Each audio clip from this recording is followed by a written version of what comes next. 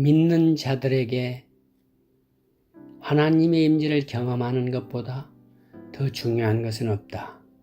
기도의 향기가 하늘에 닿을 때 하나님은 우리에게 내려와 임재하실 것이다. 기도는 하나님과 개인적인 관계를 맺는 것이다.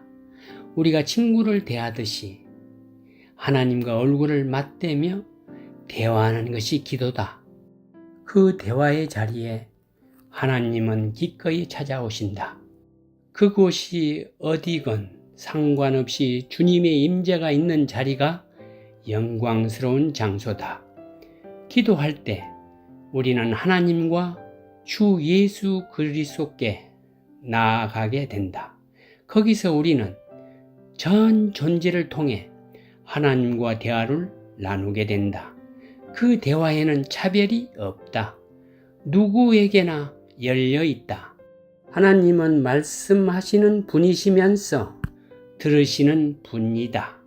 하나님은 기도를 들으시고 음성을 들려주신다. 친밀함의 기도는 하나님을 인격적으로 만나 그분과 깊은 교제를 경험하는 기도다. 나는 말합니다. 주님은 들으십시오 라면서 일방통행식으로 기도하는 것이 아니라 하나님과 서로 대화를 나누면서 드리는 기도다. 하나님의 임재를 느끼고 그분의 말씀을 들으며 기도하기에 오랜 시간 동안 기도할 수 있게 된다. 대화의 상대자가 분명하게 존재하며 지금 내 곁에 있다고 느낄 때 기도는 의무가 아니라 즐거운 작업이 된다.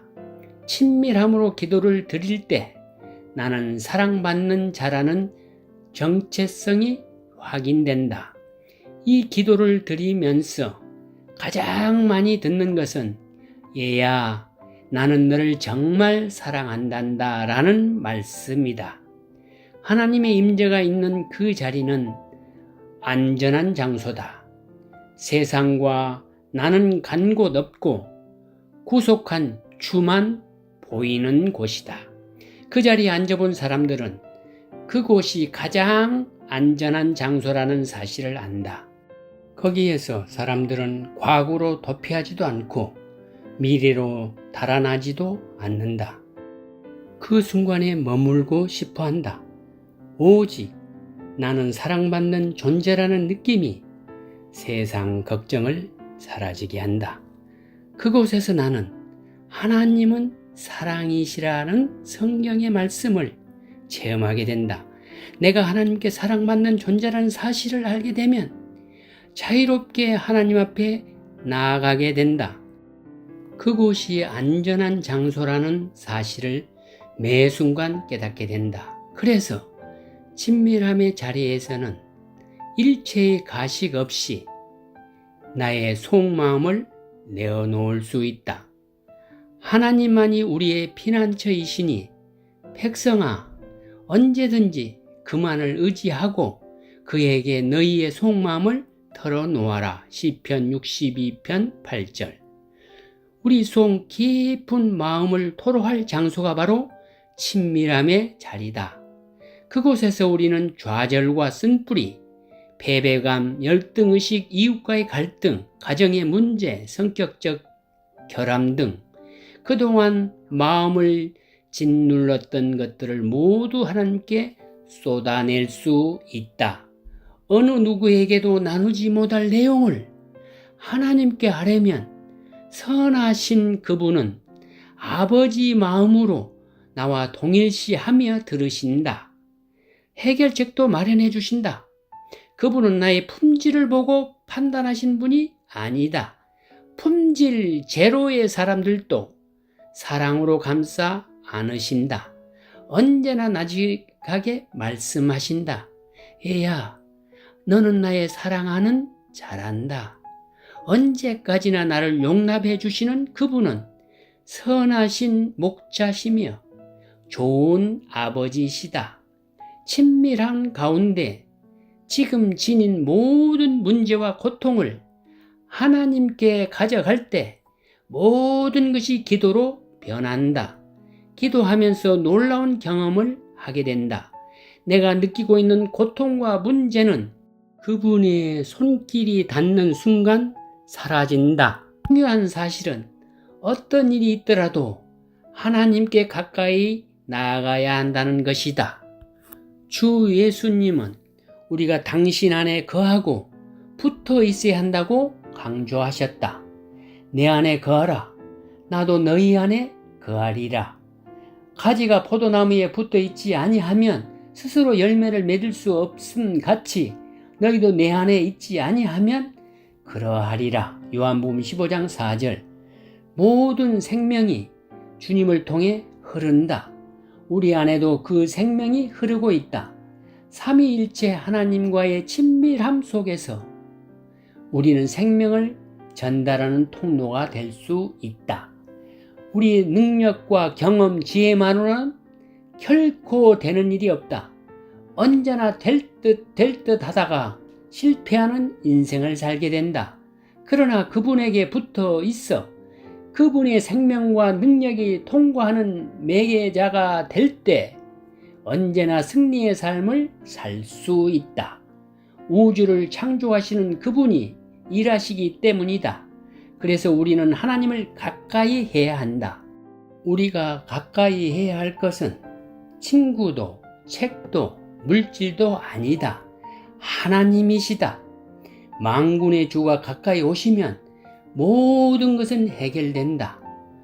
우리가 추구했던 모든 것은 아침 안개와 같다는 사실을 깨닫게 된다.